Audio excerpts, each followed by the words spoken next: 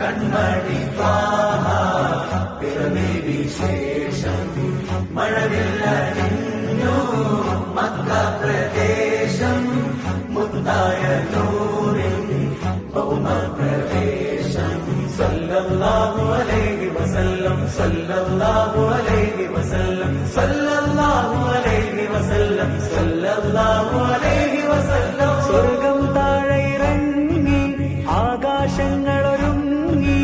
ആമിന ബീവിക്കോമൽ പൂമോൻ പുഞ്ചിരി തൂകി